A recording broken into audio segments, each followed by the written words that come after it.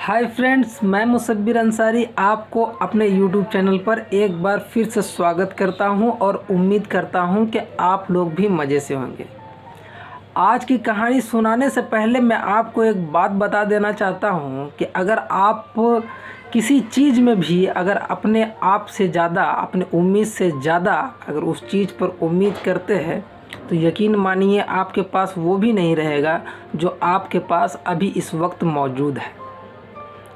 मैं आज का कहानी एक मछुआरे जिसकी लालची बीबी थी उसकी कहानी मैं आपको सुनाने जा रहा हूँ। यकीन मानिए ये कहानी आप सुनिएगा तो आपको कुछ नया सीखने को मिलेगा। कहानी अंत तक ज़रूर सुनिएगा। लीजिए मैं कहानी की तरफ बढ़ता हूँ। एक मछुआरा था जो रोज़मर्रा की ज़िंदगी अपने रोज़गार कमाने के लिए हर रोज़ सुबह समुद्र के किनारे जाता था और अपना जाल बीख कर मछलियाँ पकड़ा करता था। लेकिन कुछ दिन से ऐसा हो रहा था कि उसके जाल में ना ही कोई बड़ी मछली आ रही थी, ना ही कोई छोटी मछली पकड़ी जा रही थी। ये बात को बार बार मछुआरा अपने दिमाग में रख के घर वापस आता था और अपनी बीबी से हर रोज़ डांट फटकार सुनता था। एक दिन ऐसा ही हुआ, सुबह सुबह मछुआरा अपना जाल लेके समुद्र के किनारे गया और जाल बीगा। शाम हो गया लेकिन उसके जाल में एक भी मछली नहीं आई। लेकिन आखिरी वक्त में उसके जाल में एक शार्क मछली आई और जब उसे निकाला तो उसमें काफ़ी ज़्यादा ताकत लग रही थी। तो 2-4 मछुआरे की मदद से उस शार्क को बाहर निकाली। और जब वो शार्क मछली को अपने नाव में रखा, जब सारे मछुआरे घर चले गए तो वो मछुआरा सोचा कि अब मैं भी इस मछली को लेकर बाज़ार जाता हूँ और इसे बेचूँगा, अच्छा खासा रकम मिलेगा। लेकिन शार्क के मुंह में ज़बान था। वो कहती है कि मछुआरे, मैं समुद्र की एक अप्सरा हूँ जिसको किसी के श्राप की वजह से शार्क बना दिया गया। अगर तुम चाहो तो तुम्हारी हर ख्वाहिश को मैं पूरा कर सकता हूँ, लेकिन तुम मुझे छोड़ दो। ये बात सुनकर मछुआरे घबरा गया कि आज मेरे जाल में क्या फंस गया। मछली तो फंसा ही नहीं, ये बोलती है कि मैं अप्सरा हूँ।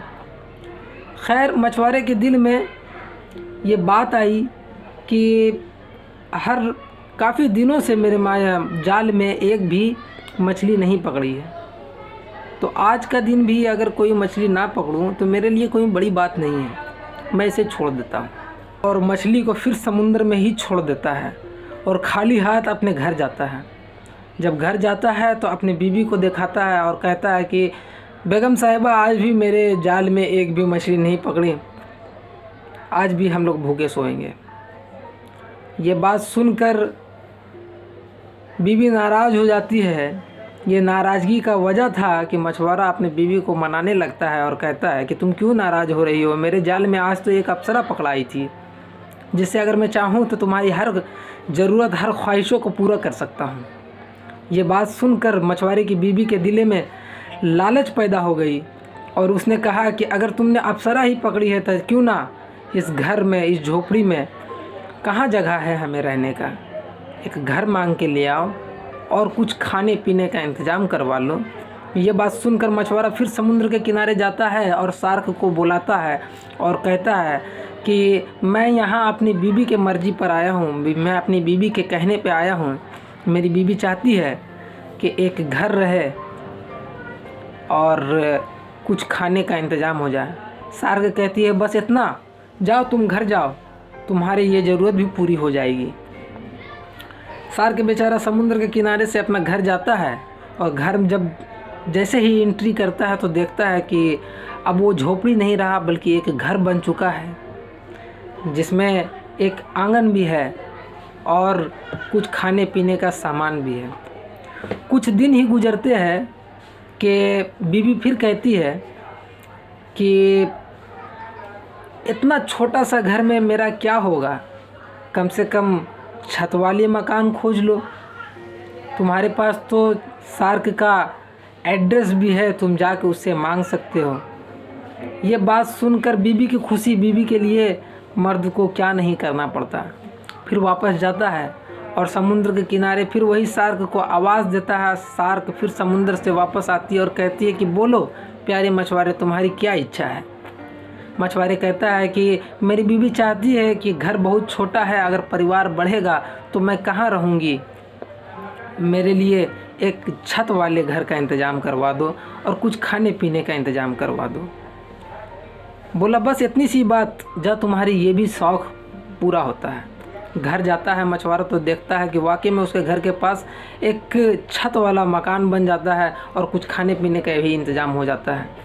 कुछ दिन और गुजरता है, मछुआरे की बीवी फिर कहती है कि इतना छोटा सा मकान में क्या होगा, मैं चाहती हूँ कि एक महल बन जाए जिसमें मैं रानी बनकर रहूँ और हर काम मेरी मर्ज़ी से हो।